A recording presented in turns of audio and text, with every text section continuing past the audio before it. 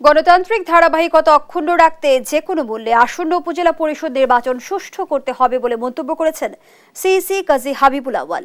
সকালে নির্বাচন ভবনে জেলা প্রশাসক ও পুলিশ সুপারদের সাথে আইনশৃঙ্খলা বিষয়ক সভায় ভোটারদের নির্বিঘ্নে ভোট দেওয়ার পরিবেশ নিশ্চিতের নির্দেশ দেন তিনি। নূপুর মাহমুদের রিপোর্টে বিস্তারিত।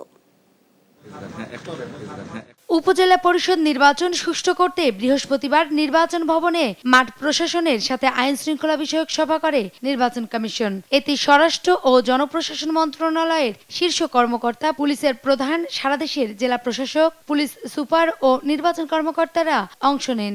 সভাপতিত্ব করেন প্রধান নির্বাচন কমিশনার কাজী হাবিবুল আউয়াল। ভোটারদের নির্বিঘ্নে ভোট দেওয়ার পরিবেশ বজায় রাখতে স্বাগত বক্তব্যে পুলিশ কর্মকর্তাদের নির্দেশ দেন সিইসি। আসন্ন নির্বাচনগুলো, উপজেলা পরিষদের নির্বাচনগুলো, আরও যদি কোনো নির্বাচন থেকে থাকে, ইউনিয়ন কাউন্সিল ছোট ছোট, সেগুলো যেন সুন্দর সুষ্ঠুভাবে হয় এবং আমরা যেন এই জিনিসটাকে প্রতিষ্ঠিত করতে পারি যে বাংলাদেশে গণতন্ত্র আছে, আমাদের নির্বাচনের মতোই হয়ে থাকে। গণতান্ত্রিক ধারাবাহিকতা অক্ষুণ্ণ রাখতে যে কোনো মূল্যে সুষ্ঠু নির্বাচন করার নির্দেশ দেন তিনি।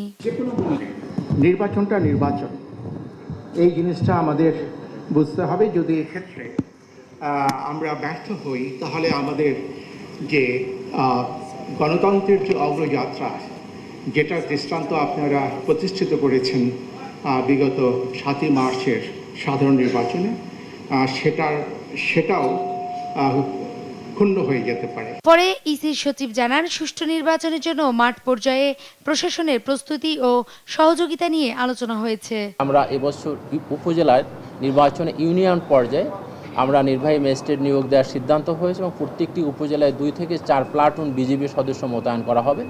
এছাড়াও আইনশৃঙ্খলা রক্ষার জন্য যদি কোনো জেলায় অতিরিক্ত জনবলের প্রয়োজন হয়, সেটাও নির্বাচন কমিশন দিতে সম্মত হয়েছে। উপজেলায় 2 থেকে 4 প্লাটুন বিজিবি মোতায়েন এবং ইউনিয়নে 1 জন করে ম্যাজিস্ট্রেট নিয়োগ করা হবে বলেও জানান ইসি সচিব। নূপুর মাহমুদ, দেশ টিভি, ঢাকা।